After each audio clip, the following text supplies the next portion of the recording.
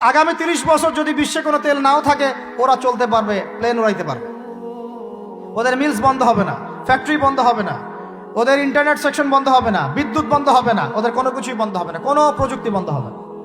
এত তেল তারা এখন রিজার্ভ করলো কি দিয়ে? ওর দেশে ছাপানো বিনামূল্যের ডলার দিয়ে। এরপরে তারা আরবদেরকে বুঝালো, ইয়া শাইখ, আরবদেরকে বুঝালো, হাবিবি, ইয়া হাবিবি, কাছে আসেন, শোনেন, আমরা আপনাদের কাছে তেল আছে, আপনারা তো তেল বয়কট করে দিয়েছেন, আর তেল ছাড়া তো আমাদের যুদ্ধ বিমান ফ্লাই করছেন। তেল তেল কাদেরকে দিয়েছে আল্লাহ পাক? মিডল ইস্টে আরবকে দিয়েছে, ঠিক আছে। এখন হাবিবিকে বলা হচ্ছে আপনারা তো তেল বয়কট করে দিলেন। এটা করেছিল বাদশাহ ফয়সাল, বলেন রাহিমাহুল্লাহ, উনি একজন সাহসী নেতা ছিলেন, এই জন্যই তাকে গুপ্ত হত্যা করা হচ্ছে। সাহসী যারা, তাদেরকে গুপ্ত হত্যা করে এদের একটা সুন্নত, এটা মাথায় রাখবেন। খুব খুব ট্যালেন্টেড একজন দেখবেন, খুব ট্যালেন্টেড একজন বিজ্ঞানী দেখবেন, হঠাৎ নাই, টাপাস করে মিসাইল এসে পড়ে গেল। এমন সূক্ষ্ম স্নাইপার দূর থেকে 12,000 কিলোমিটার দূর থেকে মেরে দিলে আপনার কলিজার মধ্যে ফেলে গেল। এগুলো জেনে বুঝেই আমরা প্রতিদিন সকাল করি, সন্ধ্যা করি, আলহামদুলিল্লাহ। কারণ অ্যাটলিস্ট আপনাকে তো জানতে হবে। জেনে নেন, পরে আপনারা চিন্তা করবেন যে কিভাবে লাইফ লিড করবেন। ফাযাক্কির ইন্নামা আনতা মুযাক্কির, আপনি উপদেশ দিন, শুধু আপনি উপদেশ দাতা, লাস্তা আলাইহিম বিমুসাইতির। ফাযাক্কির ইন নাফাআতিয যিকরা সায়াযাক্কারু মা ইয়াখশা, যারা আল্লাহকে ভয় করে তারা ফিরে আসবে ইনশাআল্লাহ। তো যেটা বলছিলাম, বাদশা ফয়সাল একদম বয়কট করে দিলেন। এবার ওরা এসে বুঝাচ্ছে যে তেল ছাড়া তো আমাদের চলছে না, এদিকে ওদের ডলারের মান কমে যাচ্ছে, মুদ্রাস্ফীতি হচ্ছে, ইনফ্লেশন হচ্ছে। এখন তারা বোঝালো যে ঠিক আছে, একটা চুক্তি করা যাক। যুবকরা ভালো করে শোনেন, এগুলো জানেন না বলেই অনেক সময় আপনি সহি সহি বলে সহি ভুল পথে যাচ্ছেন। ভাই, সহি পথেই যাচ্ছেন, বাট এটা সহি ভুল হয়ে যাচ্ছে। ওরা বুঝাতে পারছি? সহিহের আড়ালে একটা মারাত্মক জয়ীফার জাল আকিদা আছে, এটা আপনার সামনে সহি দিয়ে ঢেকে দেওয়া হয়েছে, বুঝতে পারতেছেন না। এই জায়গাটাকে ভালো করে বোঝেন। যখন উম্মর সাথে কেউ গাদ্দারি করে তখন সে সহি থাকে না। উম্মতের সাথে কেউ যদি গাদ্দারি করে তখন সে কি থাকে না? সহি থাকে না। এখন আসেন, আমি ধর্মতাত্ত্বিক কথা বলছি আগে।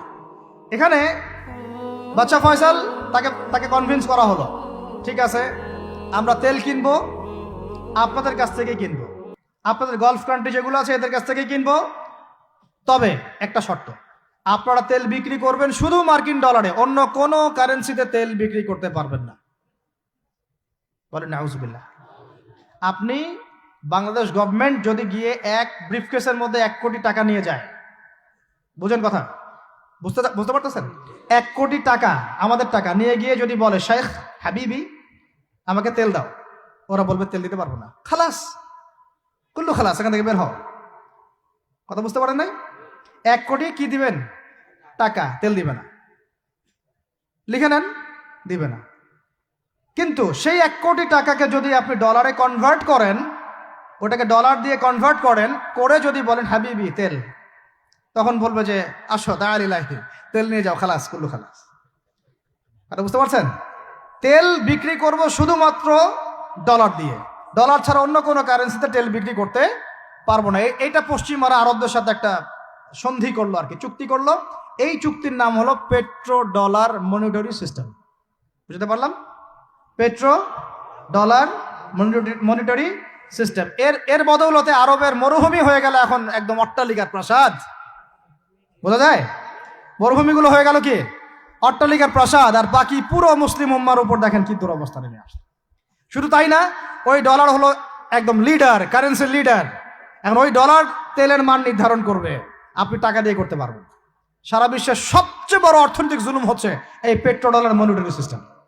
এর চেয়ে বড় কোনো জুলুম হয়নি অর্থনৈতিক জীবনে। এখন অনেক ওলামায়ে কেরাম আছেন আপনারা এখানে, আমি জানি উপস্থিত, আপনারা একটু ফিকহের কিতাবগুলো মোতালা করে আমাদেরকে একটা ফতোয়া দিয়েন যে এইরকম মনিটরি সিস্টেম প্রণয়ন করা জায়েজ না নাজায়েজ। এটা আপনারা ফতোয়া দিয়েন, আমি ফতোয়া দিতে পারবো। আমি অর্থনৈতিক ভাষায় বলতেছি যে এই মনিটরি সিস্টেমটা পুরো বিশ্বে জুলুম নিয়ে আসছে। এখন আদতে, এখন শোনেন, এই অংশটুকু শোনেন, তারপরে আমি শেষের দিকে চলে আসতেছি। আদতে এতে পশ্চিমাদের লাভ কি হয়েছে শোনেন।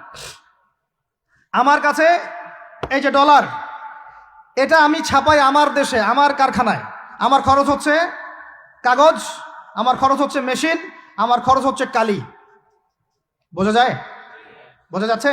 আচ্ছা, এখন সেটা আমি বানালাম, ছাপালাম, গিয়ে আমি আরবকে দিলাম, তেল দাও। ওরা এই কাগজের টাকাটা নিল, নিয়ে রিজার্ভ করলো, করে মূল যে তেল, এই তেলটা মনে করেন তেল বা সোনা, তেল বা সোনা একই কথা, কারণ সোনার ফাংশন প্লে করছে এখন তেল। এখন তো যেহেতু গোল্ড দিনার নাই, দিরহাম নাই, এই তেলটা তারা নিল, নিয়ে ওদের দেশের আন্ডারগ্রাউন্ডে বাংকার আছে, গ্যালনকে গ্যালন তেল রিজার্ভ করতে থাকলো। এমনভাবে রিজার্ভ করতে থাকলো যে বিগত আগামী 30 বছর যদি বিশ্বে কোনো তেল নাও থাকে, ওরা চলতে পারবে, প্লেন উড়াইতে পারবে। ওদের মিলস বন্ধ হবে না, ফ্যাক্টরি বন্ধ হবে না, ওদের ইন্টারনেট সেকশন বন্ধ হবে না, বিদ্যুৎ বন্ধ হবে না, ওদের কোনো কিছুই বন্ধ হবে না, কোনো প্রযুক্তি বন্ধ হবে না। এত তেল তারা এখন রিজার্ভ করলো কি দিয়ে? ওর দেশে ছাপানো বিনামূল্যের ডলার দিয়ে। এবং সেই ডলারটা আমরা নিলাম, নিয়ে আমরা মাশাআল্লাহ অট্টালিকা নির্মাণ করলাম, আর মনে করলাম যে মাশাআল্লাহ আমি তো খুব ধনী হয়ে গেলাম, সমৃদ্ধি অর্জন করলাম। আদতে এখানে পশ্চিমাদের সবই লাভ। আমরা বলি না জালাও তাই কদু, আমরা বলি আম গেল সালাও গেল, তাই না?